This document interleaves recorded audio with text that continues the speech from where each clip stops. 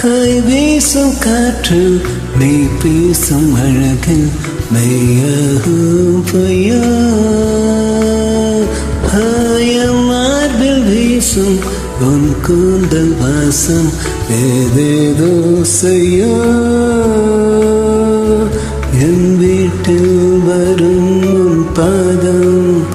என்னாலும் இது போது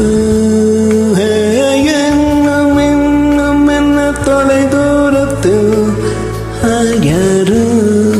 பார்க்காமல்